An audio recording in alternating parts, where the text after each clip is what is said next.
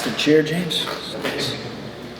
All right, Coach, congratulations on taking UCF to a regional in your first season. Did you have a pretty good feeling after beating Oklahoma State last week, or were you still kind of on the edge of your seat watching the show today? Yeah, a little bit on edge, just because you never know. When they go in that room, I've been through this enough, you never know what's coming out of that room. But I thought our resume, non-conference, conference tournament, was that of a worthy NCAA tournament team, so I was hoping they would look at that. And we're just glad to be still playing. I'm glad we have practice this afternoon. Rich, when you came here, months ago and took the job, I mean, what does this moment mean to you after all that? I mean, come back to UCF and being back in Orlando to get this program where you wanted to be. Yeah, and I think all the things that came along with that, right? Like trying to put together the remainder of a roster in a matter of weeks through the transfer portal and holding on to the freshmen that we did have. The guys who were in-house, those guys, deciding to stay, because none of these guys had to come here, none of them had to stay, and they all believed in what we were trying to do here. And then to put together a staff kind of on the run, guys that really never had worked together outside of Morgan DePue, our ops guy. No, I've never worked with any of those guys. So to get all that with the 26 new players and 5 new coaches, and to get them all going in the same direction, and to watch that kind of evolve over the year, and see them win the games on the stage that they had to win them, and the way they went about it and represented our program and our school and our city the way they did, and for them to get a chance to keep playing has been unbelievable. You talked about having a resume. Did it surprise you then to see last 4 in, considering that resume? A little bit, yeah. I think who we had to play, where we had to play them, the way the schedule was built with, the non-conference weekends that we had, and we won 6 out of 10 Big 12 series, 16 Big 12 games, get to the semifinal of the Big 12 tournament. I don't know exactly how many non-conference games we won, but we only lost 3. So that to me felt like it, but you never know. I've been on both sides of this thing, and we've won the ACC tournament when I was or ACC championship by 5.5 games in 22 in Notre Dame, and you think you're going to be a national seed, and you don't. Like, it's just, you try to do all you can, and you just hope the committee gives you a shot. UCF was not only last 4 in, but Cincinnati ended up being one of the last 4 out. When you how do you now contextualize the drama that unfolded in Arlington, beating Cincy and extra, beating Oklahoma State in that extra inning game a couple of days later, and you ended up being that close coming to the end? What does that kind of mean, and how does that contextualize Arlington for you? Well, I think we knew that going in. I think we knew that. I think Cincinnati knew that. Maybe the people on the outside didn't understand that, but I think we kind of understood what that game meant. Not only a chance to advance to the Big 12 tournament, what it meant overall, and what you're going to be up against at the end of the year when they're making decisions on who gets to keep playing and who doesn't. And those 2 games set up nice for us, and we thought we had to win at least 2 to have a chance at doing this thing, and the kids did it. Coach, what does it mean? I know you're happy, obviously, for all your players that they're making a regional, but there's a lot of guys who are playing their final year of college baseball. They've never made a regional. Guys like Andrew Brate has been here since 2020. Guys like Ben Vespi, Kyle Kramer. I mean, how happy are you, especially for guys like that, knowing that they'll end their career going to the postseason? 100%. We talked about that as a group, and we laid it out there. Like Kramer, Brate, Vespi, there's some other guys in that room that have given everything they could to this program for so long, and I just wanted, and our team wanted them to have the opportunity to experience not only postseason baseball, but NCAA tournament baseball at the highest level, and it means a lot to me and the program that they don't leave this place without playing an NCAA tournament. You see the bracket announced, and you see obviously a link could be this is an opportunity you may end up facing. What is that? What goes through your mind? And have you had a chance to text them, or you texted them? I've talked to a couple of the assistant coaches. He's probably doing media. We haven't talked yet, but I had a feeling when we were in, that's where we were going. And if you had asked me in February, if you guys get in, where you think you're going, I probably would have said Tallahassee, just with what's always happened here.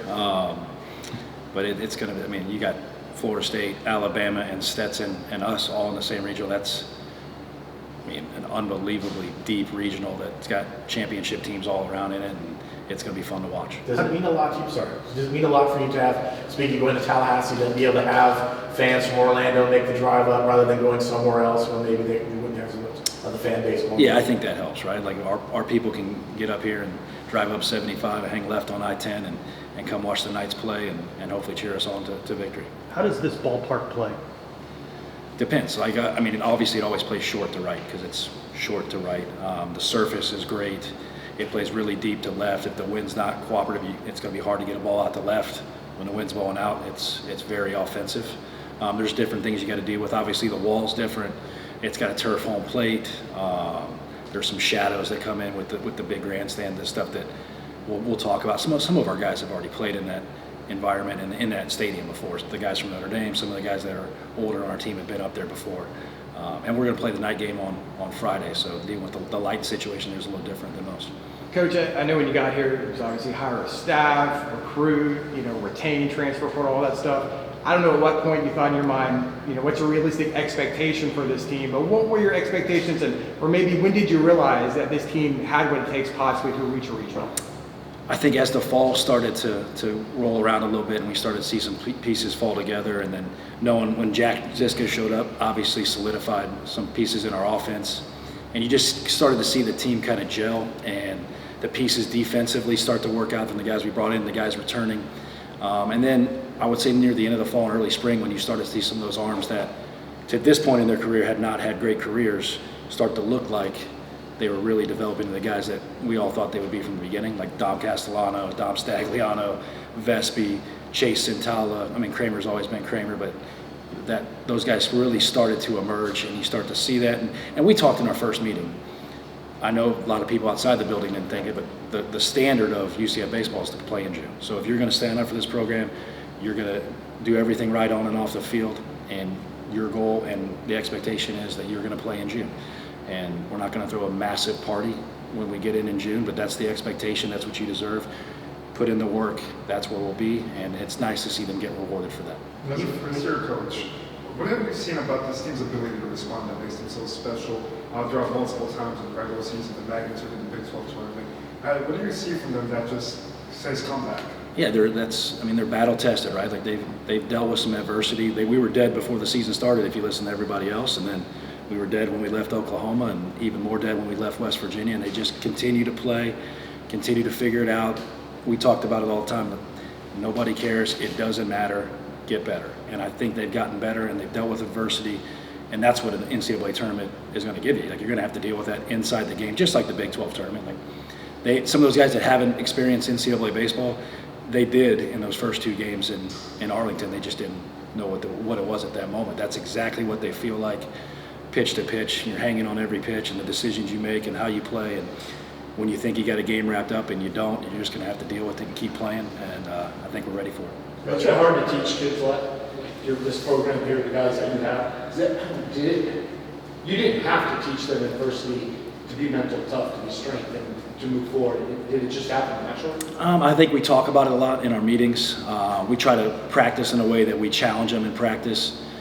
And talk about the things that come up in practice. Now, is practice ever the same as a game? Absolutely not. But I think they were ready for that part as well as you could be. And then they got it during the season. And they had a couple moments during the season where you have to pick. Either you're going to find a way to get better and continue to move on, or you're going to sit there and die. And they chose the other. Coach, you had to play one of those sweltering hot doubleheaders in Baylor. I know this past weekend hottest doubleheader I've ever been a part of. Yeah, so I don't know who makes the decisions on game times. I don't know if it was Florida State's choice to play at noon or not, but you guys play the night game on Friday. Yes. Is that a welcome news to you, or how do you feel about the If everything goes as planned and there's no weather issues and all that stuff, it's great. If there's weather issues, it's probably less than ideal. That's kind of, I would assume, why they're playing that noon. What did you have to do to build chemistry? Each of the players have talked about the way this team has come together. What did you have to do as a coaching staff, as a head coach, Well, I think create that environment? You gotta get to know the guys, right? And they have to feel like you actually care about them. So we're just creating relationship with some of the guys that we've never coached or been around or even recruited, getting to know them on a personal level, and then being involved in every day that they're here. Like, we're around a lot, and we meet regularly, and at practice we're involved in it, and we're kind of in the trenches with them, and I think that kind of helps them get to know us.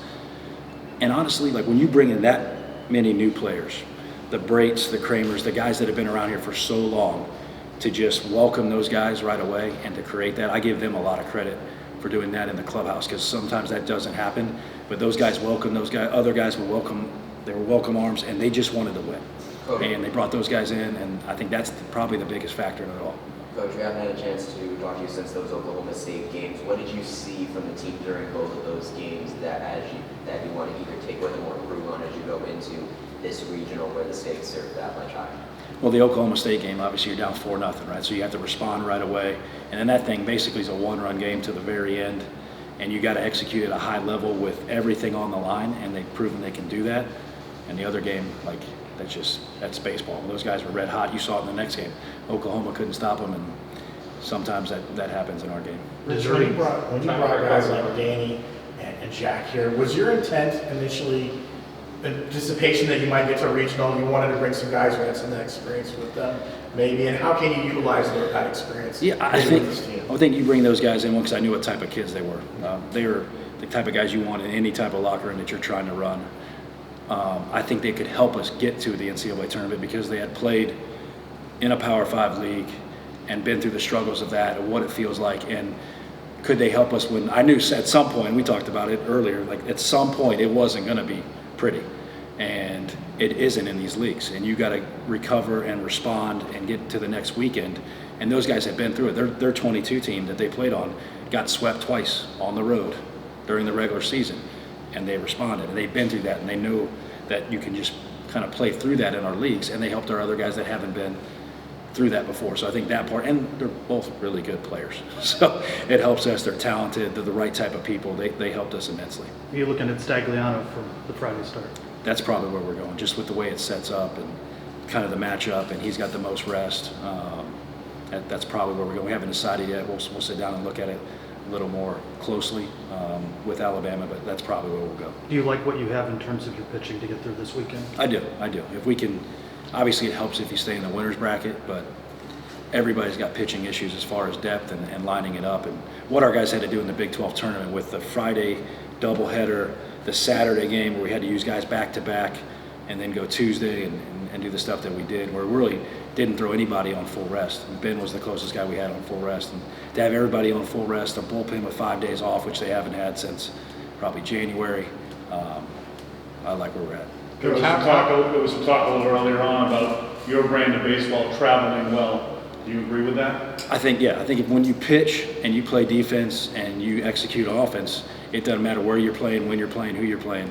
That's the recipe for success in any baseball game, let alone in the postseason. So when you defend and you're hard to score on, 100%. There was a heck of a ricochet to you two black guys. How are you feeling about a week later? I still got to get my nose looked at. I think something's probably wrong there, but I feel way better than I did Wednesday morning when I woke up and my wife looked at me and my kids ran away from me. So way better. Appreciate it. Coach, you began your coaching career here under Jay Berman. You've been an assistant coach for many years, and now in your first season as head coach, coming back to UCF, you end up getting to the postseason immediately, ending a drought since 2017. What does that mean to you to see this kind of success this quickly? Well, I mean, I think I came back here because I love the program so much, and I was just grateful for the opportunity. And I know what it's like to play in these tournaments, these postseason tournaments with that UCF on their chest. And I'm just happy that group of guys get a chance to go do that and represent our school on the highest stage. Yes, good. Thank you, Coach. Thanks, guys. Appreciate it.